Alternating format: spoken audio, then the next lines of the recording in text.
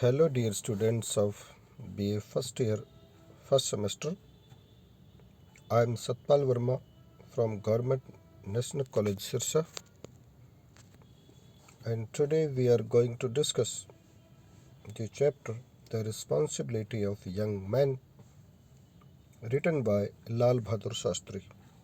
This chapter has been taken from the book prescribed for your study, Literature and Language, Part 1. Today we will discuss this chapter in detail, and we also discuss some of the questions which are important from the examination point of view. So let's start. First of all, let's talk about the author.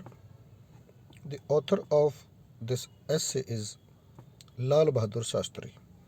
Lal Bahadur Shastri was the second Prime Minister of India who took over after Jawaharlal Nehru's demise. He was born on 2nd October 1904 in Mughal Sarai. His father, Sharda Prasad Srivastava, he was a teacher, but he died when Shastriji was only a year old. Lal Bahadur Shastri was greatly impressed and influenced by the philosophy of Mahatma Gandhi,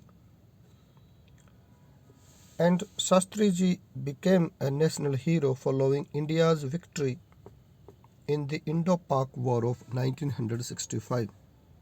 His slogan of Jai Jawan, Jai Kishan became very popular during the war, and it is popular even today. The war formally ended with the Tashkent Agreement of 10th January 1966, and Shastriji died the following day in Tashkent of a heart attack. Shastriji was awarded the Bharat Ratna posthumously. Posthumously means after death, Maranoporant. So, this introduction is enough as far as the author of the essay is concerned, and now we will talk about the essay. The present essay, that is the responsibility of young men, is in fact the abridged version of the speech. Abridged version means shortened form of the speech that Shastriji delivered at the convocation of the Aligarh Muslim University on 19 December 1964. In this speech, Shastriji emphasizes the role that the Indian youth has to play in the development and progress of the country. It means this essay is exclusively related to the youth and the country. What are the rights and duties of the youth? What are the qualities of an ideal citizen? Our position with regard to secularism. The author also talks about secularism. What is our position on global level? What is fundamental unity in India? Means seemingly India is full of diversities, but fundamentally India is a single whole. India is a single unity. India is one. So while discussing different topics, the author talks mainly about these points, and these are the important points as far as important questions are concerned, and these topics we shall discuss towards the end of this lecture.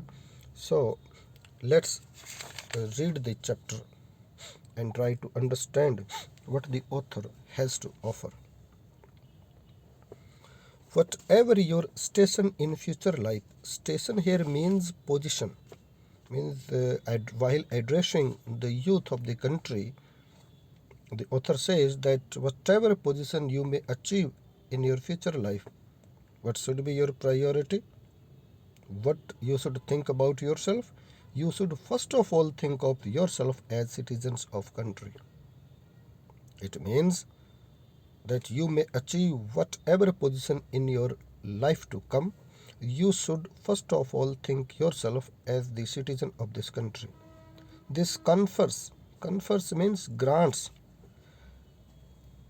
This confers on you certain rights, means being the citizen of the country implies that certain rights have been given to you, and these rights are guaranteed by the Constitution of India. But it also subjects you to certain responsibilities. It means that if you are conferred with certain rights, then certain rights are accompanied by certain responsibilities, and which have to be clearly understood, and you must know about your responsibilities. In the next passage, the author talks about India as a democratic country.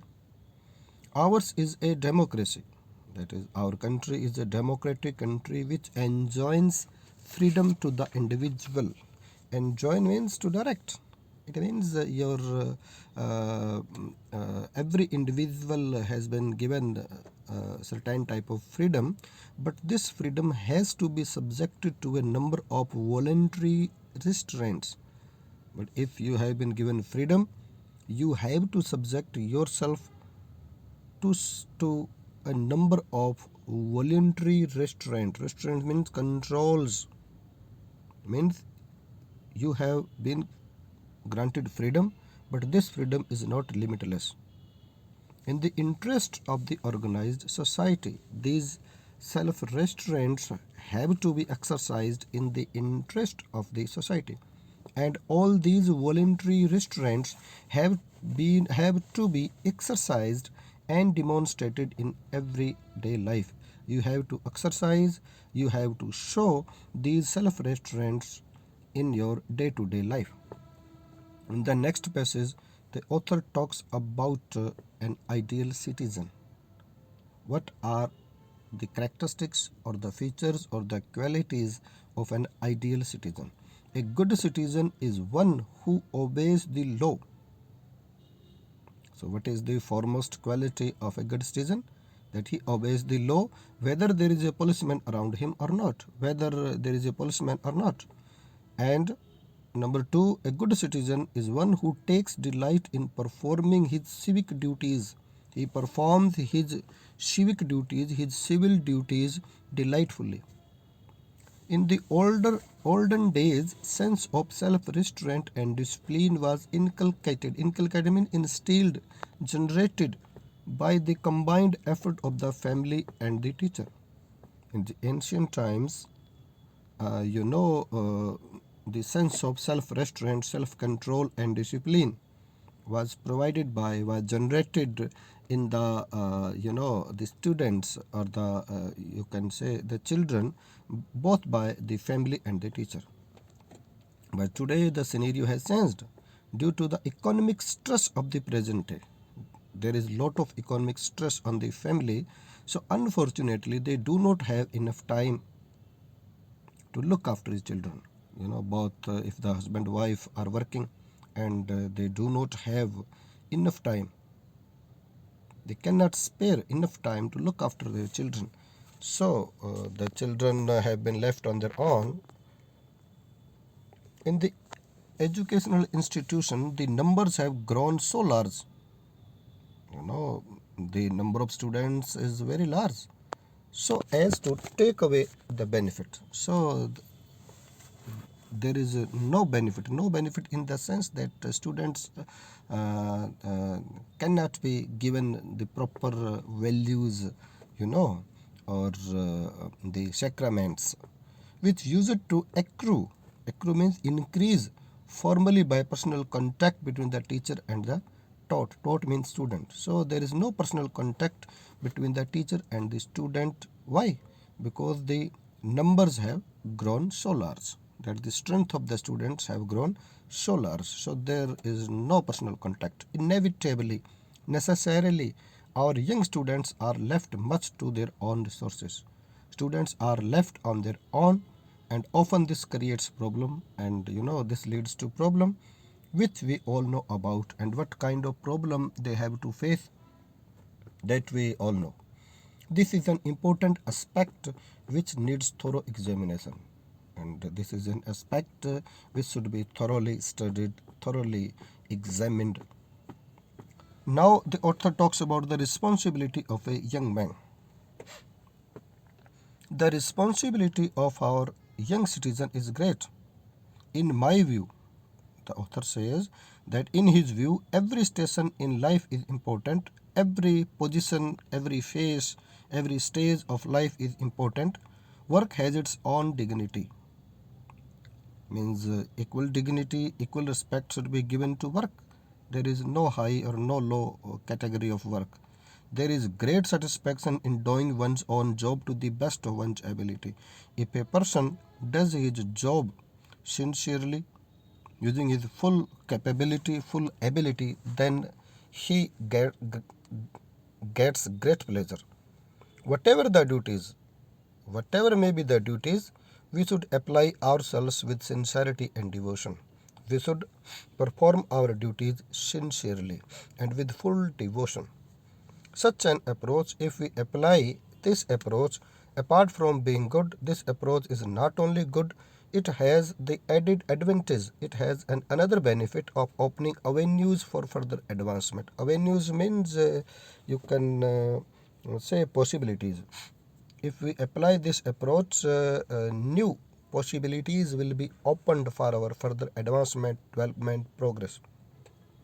So we have to see whether we have done our job well before criticizing anybody else. Human beings are in the habit of criticizing others. So before criticizing others, we have to see whether we have performed our duties well or not. All too often, it generally happens that we succumb to the temptation of decrying, criticizing others without bothering to look to ourselves. This is the same thing, that we do not look to ourselves, we do not look to our own doings, but we give way to the temptation, to the attraction of criticizing others. Means we criticizing other people and we do not look into ourselves, what we have done. Never forget that loyalty to the, here the author talks about the loyalty to the country. We should never forget that the loyalty to the country comes ahead of all other loyalties. Means we should be loyal to the country, and this loyalty should be on the top priority.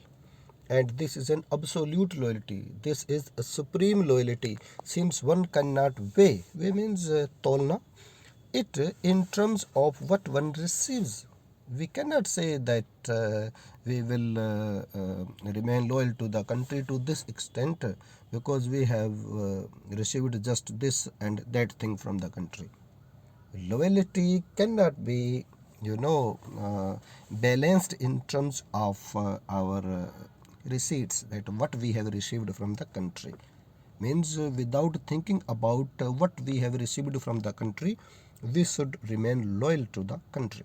It is essential to be remembered, and we must remember it, that the entire country is one, the whole country is one, and that anyone who foster means promotes, who advocates separatism, division, or fishy-pairs tendencies. Fishy-pairs tendencies means advocating separation, propagating division. In Hindi, it is called Vigatankari Pravartiyan. Anyone who advocates, or anyone who favors, anyone who encourages, anyone who promotes fishy-pairs tendency is not our true friend. He cannot be our true friend.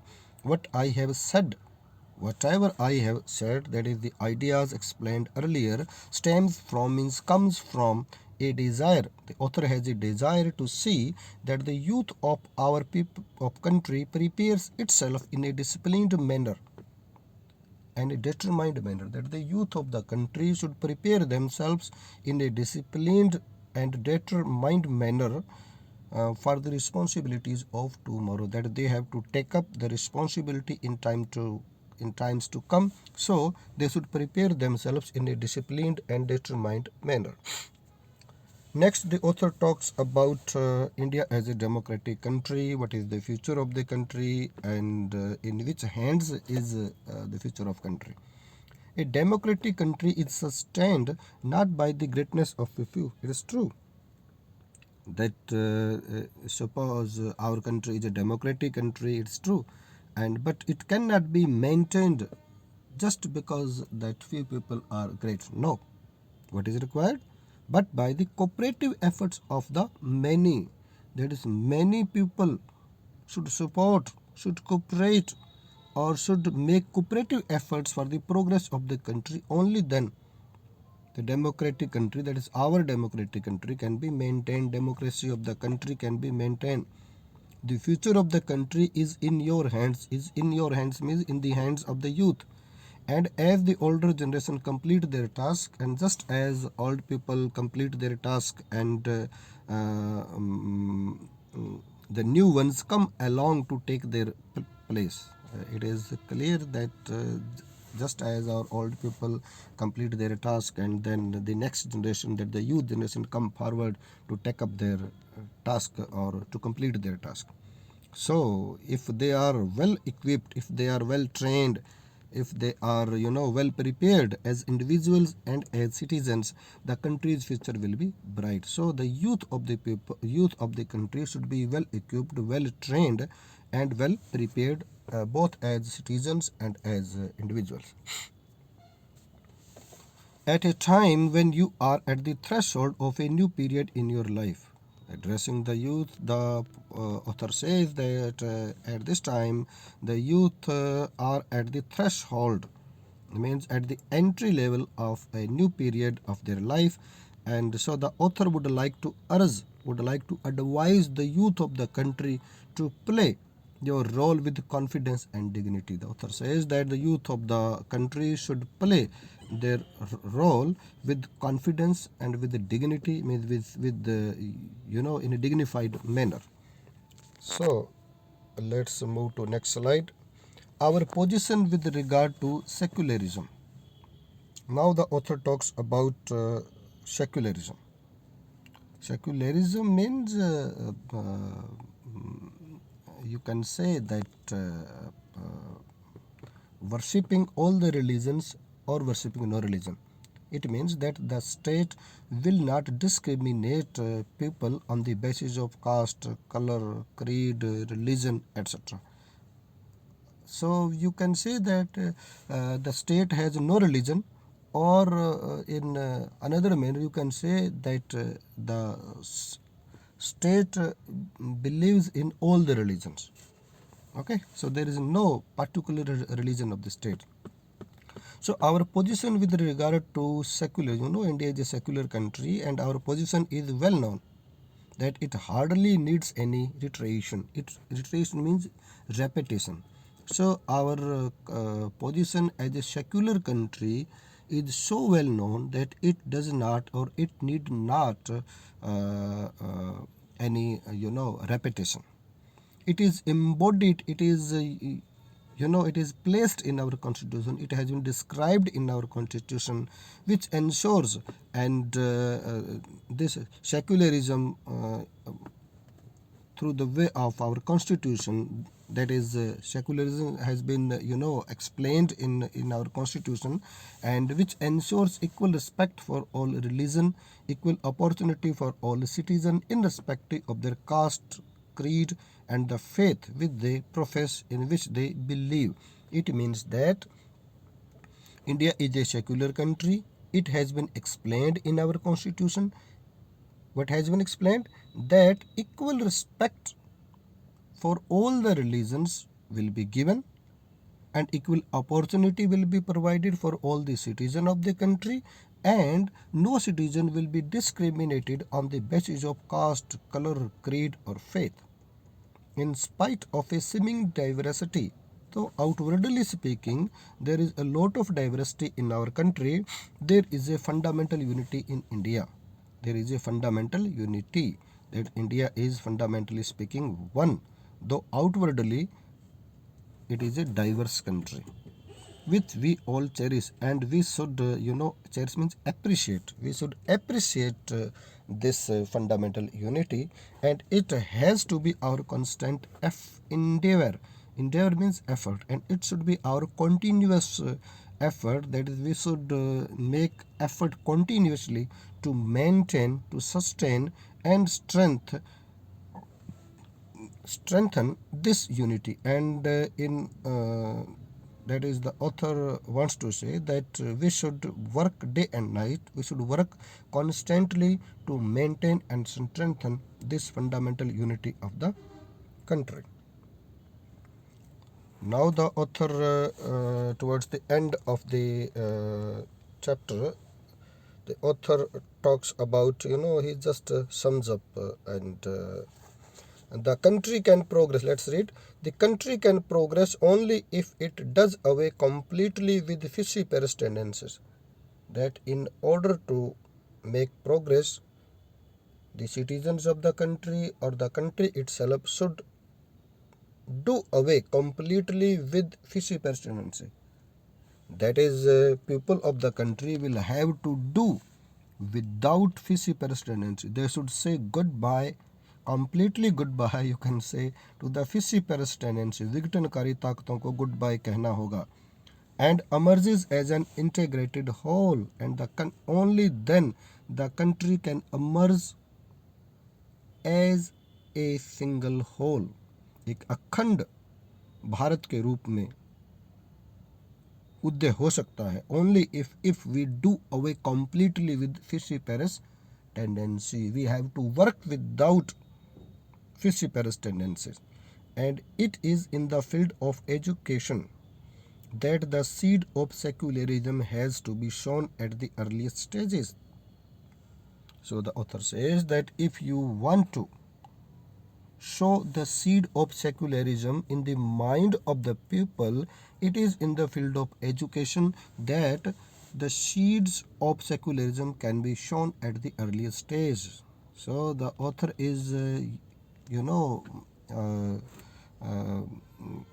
giving a great responsibility to the teachers, to the teaching community, to the teacher community, that they have to show the seed of secularism in the heart or in the mind of the students at the earliest stage when they are studying, when they are student in the educational institution. And if we sow the seed of secularism at the early stage, then the plant can be carefully nurtured. Nurtured means looked after. If the seeds of secularism has been sown at the early stage, that is during the student life, then the plant of secularism can be looked after carefully as it grows, as it becomes big, as it becomes large, as it takes the form of a tree. So the author has advised the youth of the country to work for the country. So now let us sum up what the author has said so far.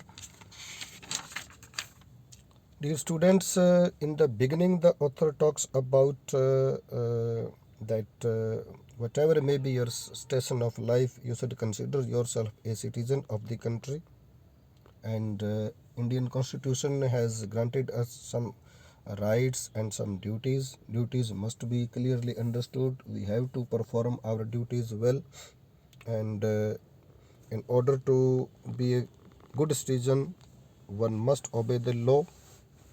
Okay, and he also talks about your student life, that in the student life, in nowadays the strength is so large and there is no personal contact between student and the teacher, so the sense of discipline and self-restraint cannot be inculcated, cannot be instilled in the student, and students are left on their own, and that's why they face a lot of problem, and this goes on. And he also talks about loyalty, that one must be loyal to the country, and loyalty to the country is the absolute loyalty. It cannot be balanced in the manner that what we have received. It means that we must be loyal to the country at any cost. Further, the author talks about some Fifi-Paris tendencies, the tendencies that advocate separation in the country. So we have to be careful in this regard. We have to do away with these Fifi-Paris tendency if we want to see the India as a prosperous country. And then the author talks about secularism, that India as a secular country is very famous. It goes without saying that India is a secular country, and it has been explained in the Constitution of India. And by virtue of this secularism mentioned in the Constitution of India, no citizen of the country can be discriminated on the basis of caste, color, creed, religion, or faith. He will be given equal opportunities, and every citizen of the country is free to follow any religion that he likes. It means no discrimination, कोई भेदभाव नहीं होगा on the basis of religion and caste, color, or creed. And so, in this way, the author exhorts the youth of the country, and during the speech delivered on 19 December 1964 at the convocation of the Aligarh Muslim University. So, though the author is addressing the students of Aligarh Muslim University, but his exhorted advice is not only limited to the youth of or the students of Aligarh Muslim University. He is addressing the whole youth of the country. So this is your responsibility. And now we will talk about your glossary. Confer. Confer means to grant a qualification, title, right, possession, etc. Confer. Accrue. Accrue means to increase over a period of time. To increase over a period of time. Restraint. Restraint means control, niyantran. Temptation. Temptation. Temptation means attraction. Attraction, लोभ भी बोलते हैं, लोभ लालच देना. Foster. Foster means promote or advocate, you can say. Fissiparous. Fissiparous means having separated or advocating separation, advocating division in the country. Fissiparous tendencies, we studied it, which means विघटनकारी प्रवृत्तियां in Hindi. Creed. This word was used in context of secularism. Creed means faith. Creed means faith. Cherish. Cherish means appreciate. Nurture. Nurture means look after. And now let us see some of the question. What should be the priority of an individual? What should be the priority of an individual? Question number 2. What does the Constitution of India guarantee every citizen? What does the Constitution of India guarantee every citizen? Question number 3. According to Shastri ji, who is a good citizen? According to Shastri ji, who is a good citizen? Question number 4. What is lost between the teacher and the student? Very easy. What or which is the absolute loyalty of every citizen? Which is the absolute loyalty of every citizen? Number 6. How can our country progress according to Shastri ji? How can our country progress according to Shastri ji? Where are the seeds of secularism sown? Where are the seeds of secularism sown? So, dear students, these questions have been given at the end of your chapter, and these are short answer type question. After reading the chapter, you should be in a position to answer these questions on their own.